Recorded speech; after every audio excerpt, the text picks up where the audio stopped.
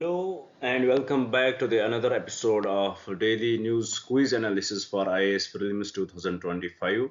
It is 12th December today, and in this video we are going to solve different types of questions which are very much relevant for your preparation.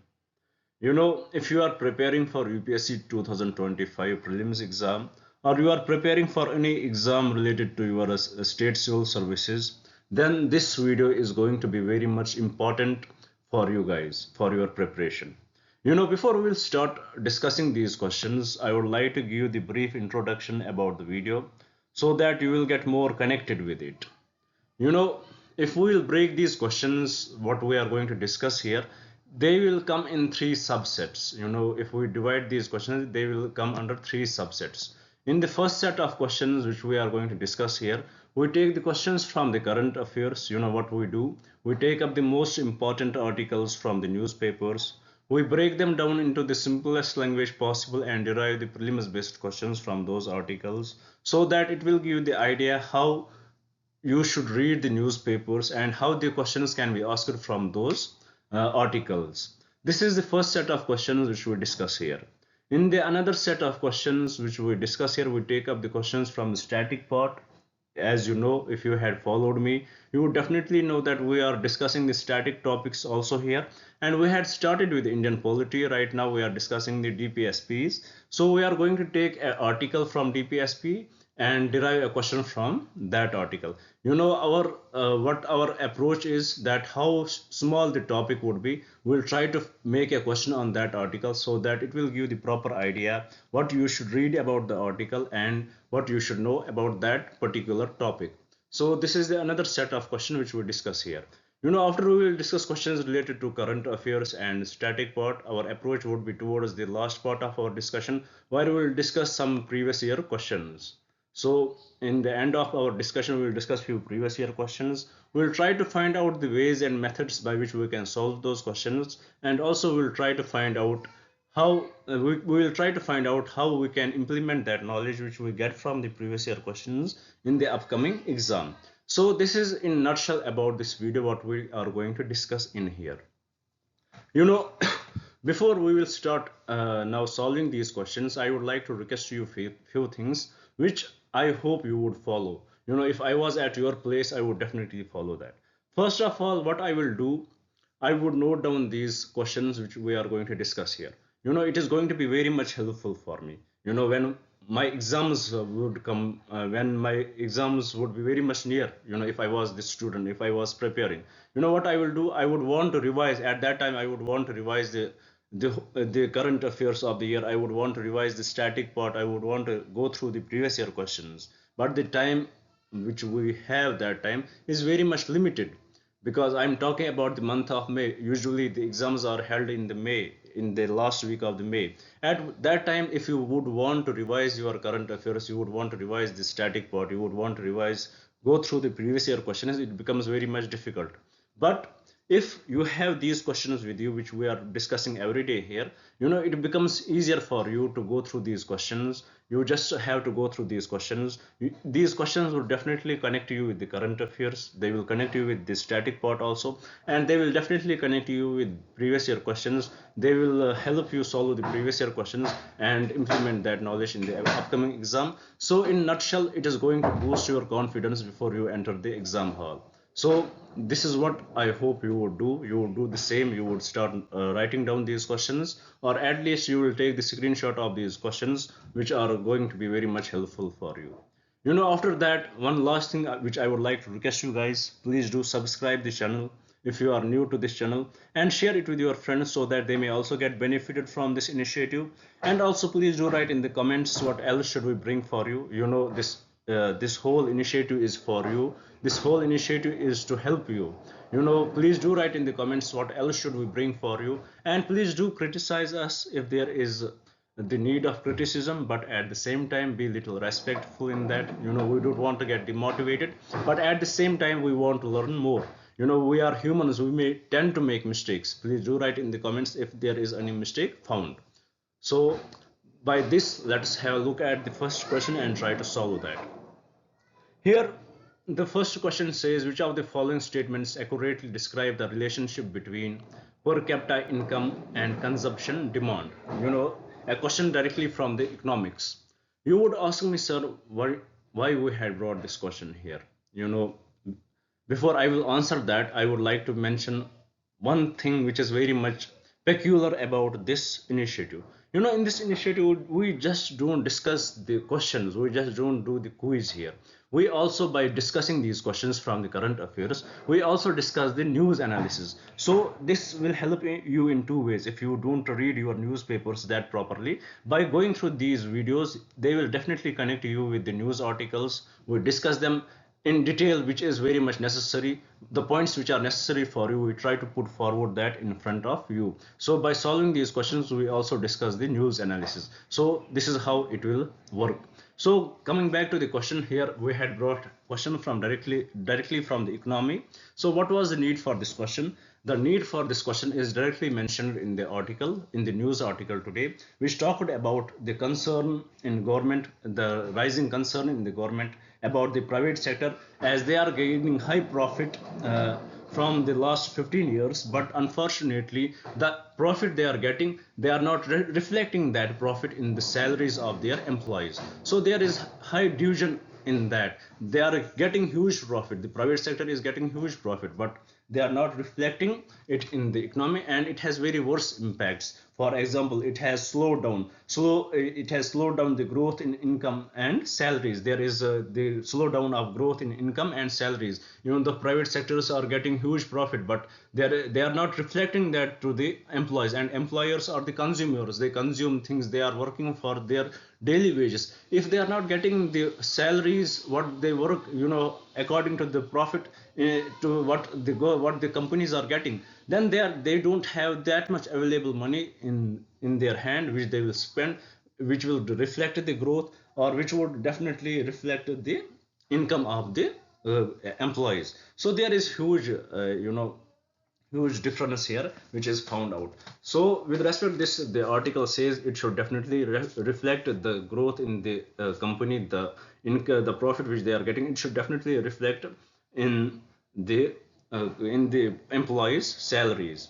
Also, it also talks about the it then gives us the data how the profit of the companies between 2019 to 2023 have increased 4 times. But if we look at the wages they are giving to their employers, it is only the wages had only increased to 1 to 4%. And also, even though they are increasing the salaries, but it is not in proportion to the inflation which the inflation is rising.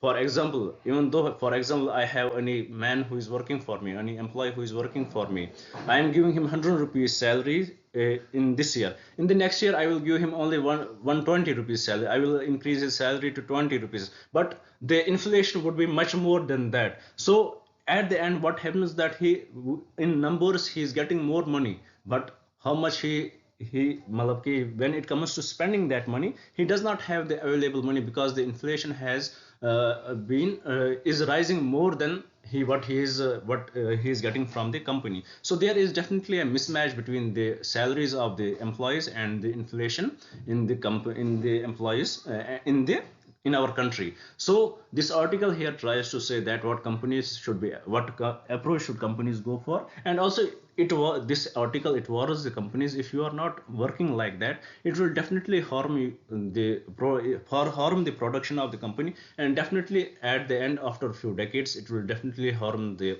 company's profit itself, because the employers would not work that much hard, they won't get that much motivated to work for the company, and finally the company would be at the loss when it matters the most. So this is what the article here tries to explain us. So from this, I framed a question on consumption demand. How does it work, and how is its relationship with the per capita income?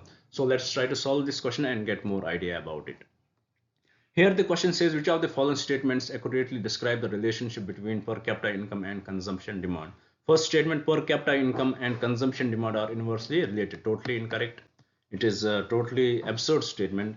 If the per capita income increases, the consumption demand also increases. Second statement, but after some time it may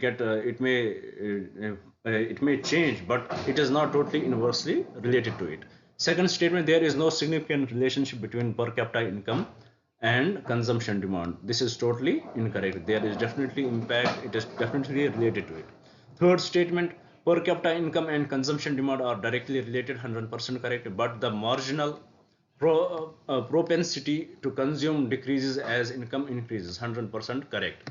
This is what this article actually tries to say. This is what we should get from this question, that even though when the per capita income increases, the consumption, initially the consumption demand will also increase, but when it reaches to the highest, when your per capita income is increasing to the highest levels, you would start you will spend how much you were spending on your daily resources. You will keep spending on that, and also at the same time you will not increase that spending. You will just what the rest money, you will keep saving the rest of the money. So this is what this article, what this question says here. This is what this statement says. So per capita income and the consumption demand are directly related, but the marginal propensity to consume decreases as income increase. This is 100% correct. So with respect to this question, the correct statement is option C. So with this, I hope you had understood the article, what was in the news today, and also this question has been delivered to you very properly. If you are confused anywhere, please do write in the comments. I will try to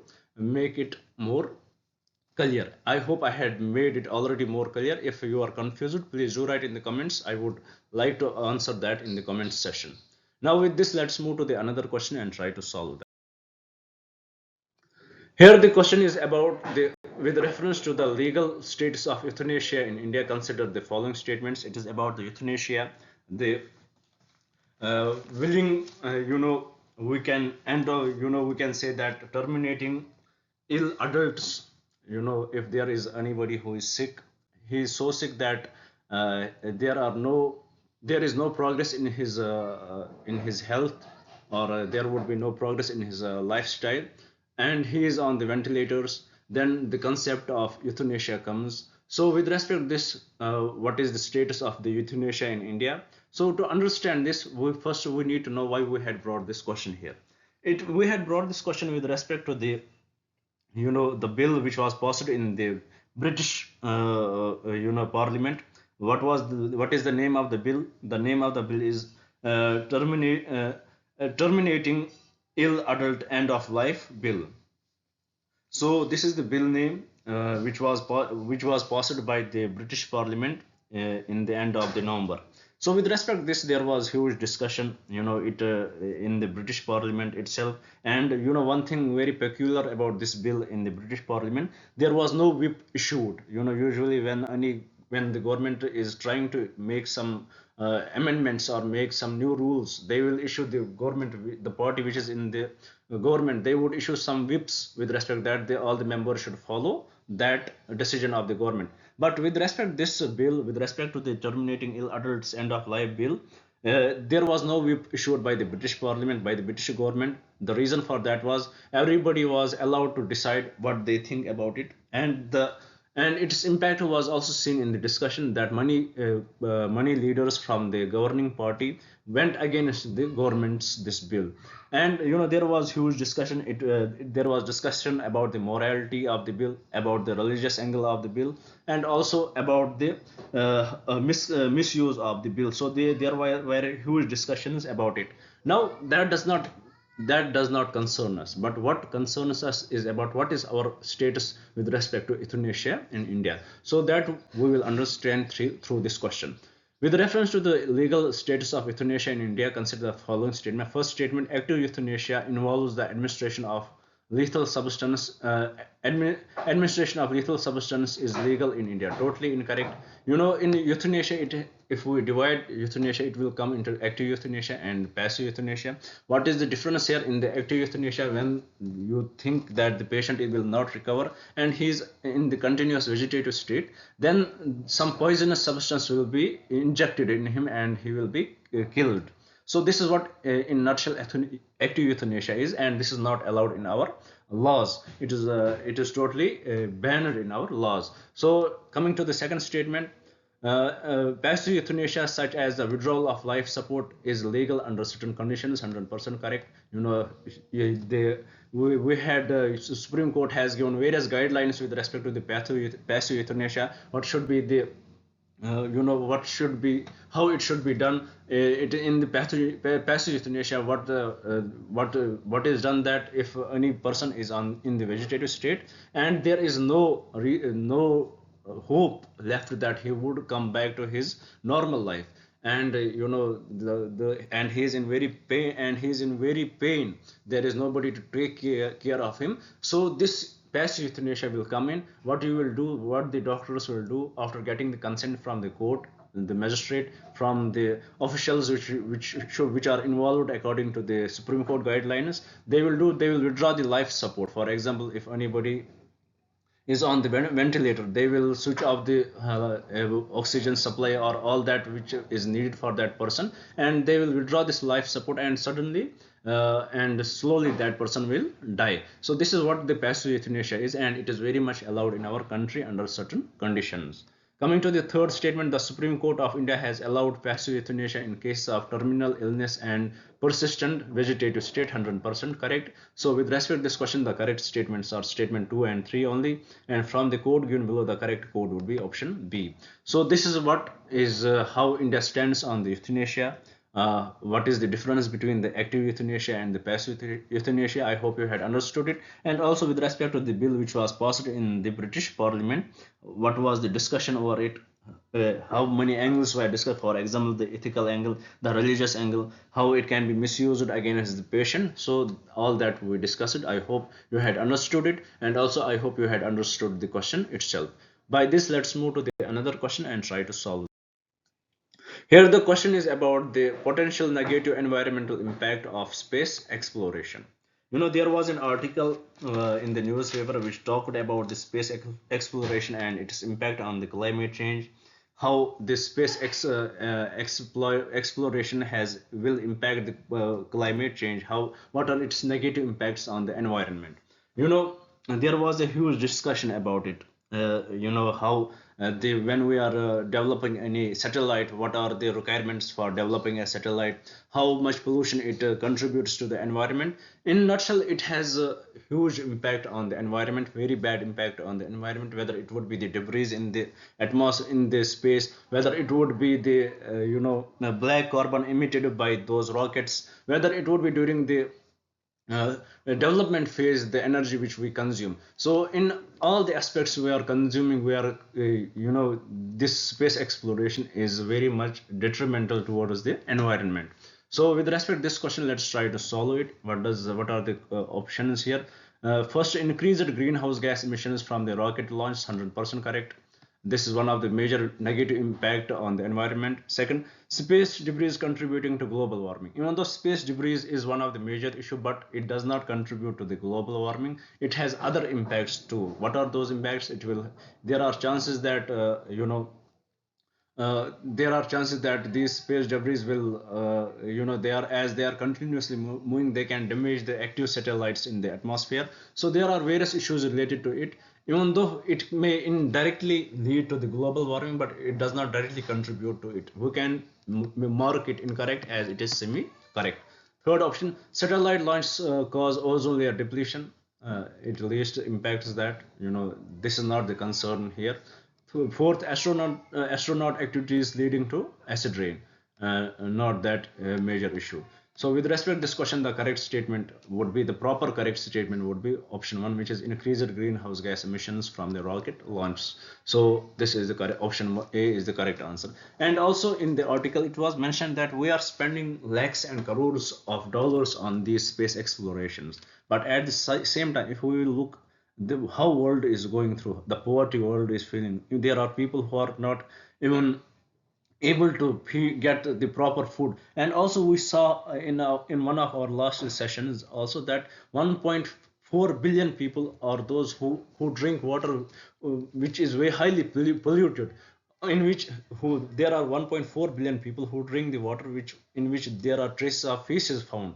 So there are arguments that we are investing so much in the space industry. Why don't we just stop it, as we are not going to live there?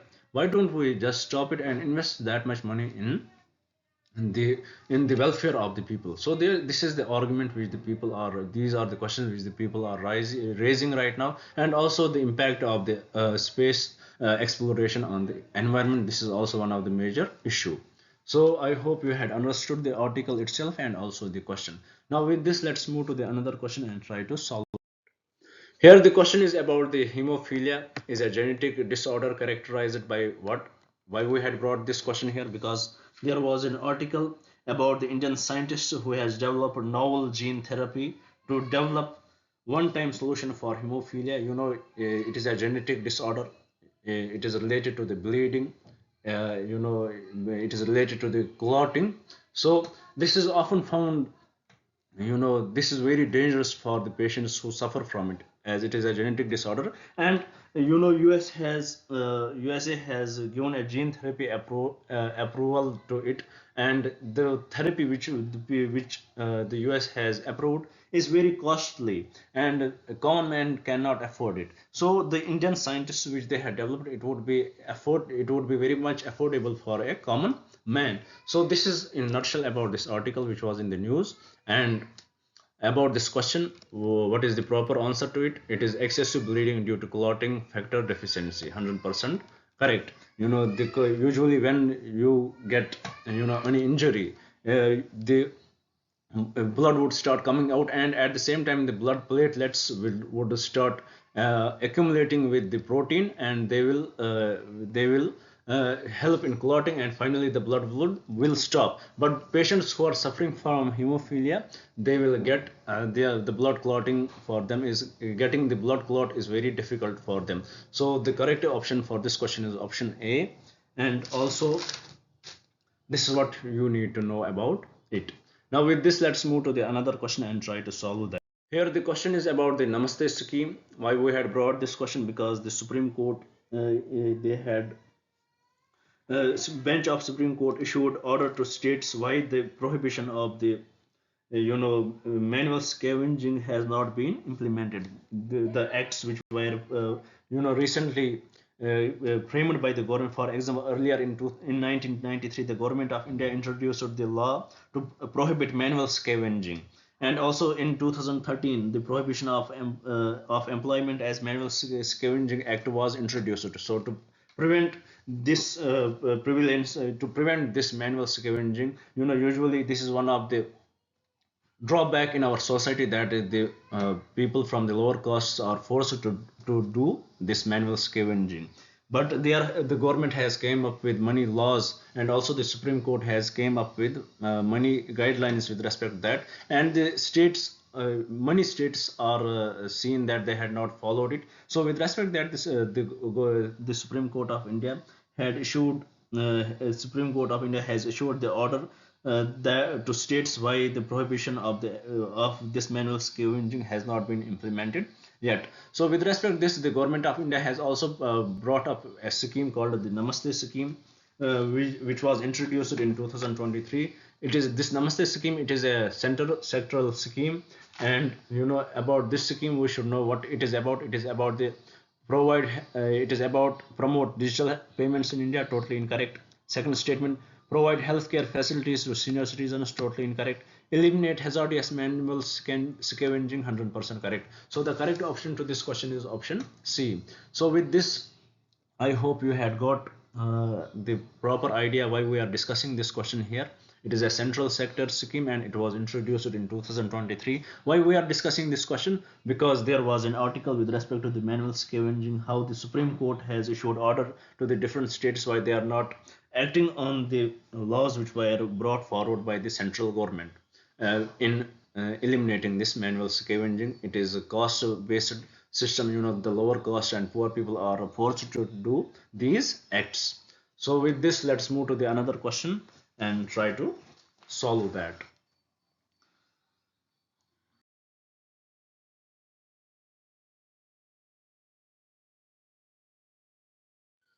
Here the question is about the United Nations High Commissioner for Refugees.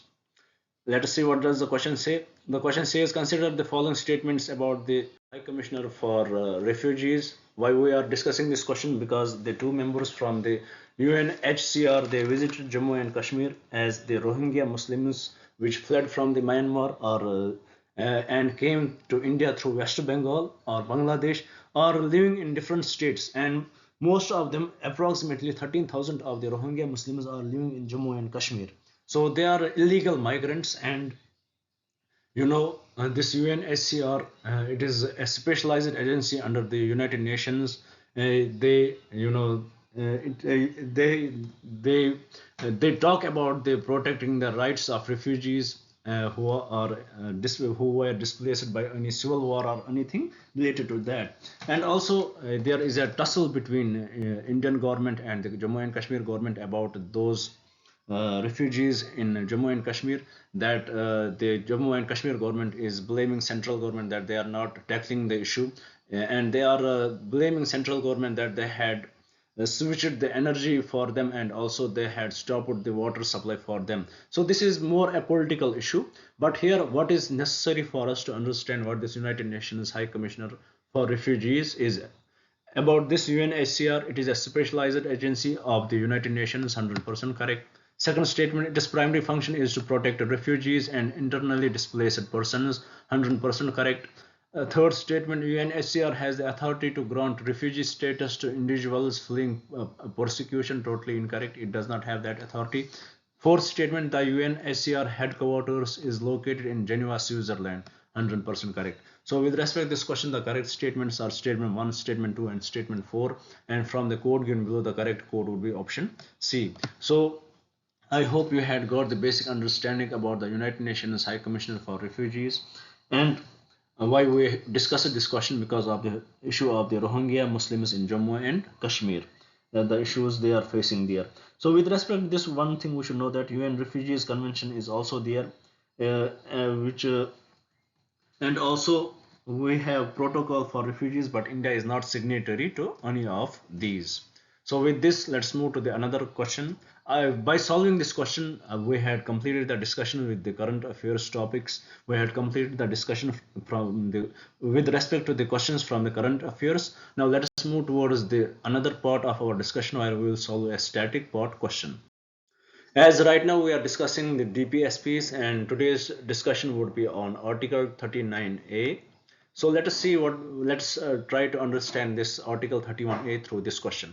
Here the question says, with reference to Article 31A of the Indian Constitution, consider the following statements. First of all, you should note that it comes under Part 4 of the Indian Constitution. So you should know that DPSPs come under Part 4. If you write in the mains, you have to write Part 4 like that. Don't write it in this way. And second thing, it comes under DPSPs. We discussed how they are not justiciable, but they act as a fundamental for the governments for governing the state. So let's try to answer this question. It is a directive principle of state policy, 100% correct, nothing wrong with this statement.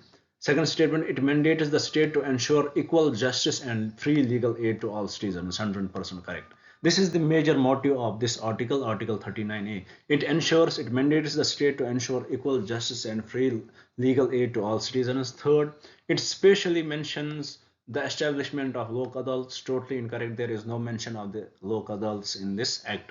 But this act, by the help of this act, we can frame the legality of the lok adalts. So this statement option 3 is totally incorrect.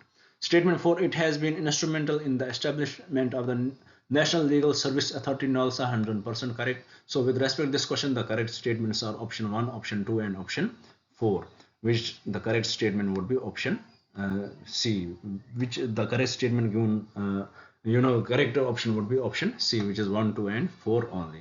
So by solving this question, I hope you had understood the Article 39A. You had understood what does it wants the government to do, and you had understood uh, till now how many DPSPs we had discussed. I hope you had understood all of them. Now by solving this question, let's move towards the last part of our discussion, where we will solve some previous year question, and we will conclude our session by that. Here today's previous year question is about the consider the following statements. We have to match them. We will see whether they are correctly matched or not. First option is Radha Khan Dev, first president of the British Indian Association, 100% correct, nothing wrong with this statement. Second, third, Surinder Banerjee, founder of Indian Association, 100% correct, nothing wrong with these two statements. Now we are left with the statement 3. It says Ghazulu Lakshmi Narasu Chetty, founder of the Madras Mahajan Sabha, totally incorrect. In fact, the founder of Madras Mahajan Sabha is M. Veera Gavacharai, B. Subramanyam Iyer, and P. Anade Charlu. So these are the three which founded the Madras Mahajan Sabha, not this gentleman, which is Ghazulu Lakshmi Narasu Chetty. So this statement is option B is incorrect. By eliminating option B, we are left with option 1 and 3 only, and so the correct option to this question is option B, which is 1 and 3 only. So by solving this question, I hope you had understood the basic gist of this question. Who were the founder of Indian Association? If such question will come, UPSC has this habit, they will repeat the statements. You would, if you would had gone through the previous year questions and you would had given an exam, you would definitely find out that UPSC has this habit, they will repeat the statements in different language. And I hope you had understood it. Now with this, let me say goodbye to you for today. Let's meet tomorrow again at the same time on the same venue. So by till then, thank you for staying with me. Thank you very much. Have a good luck. I hope you succeed what you are preparing for. Thank you very much.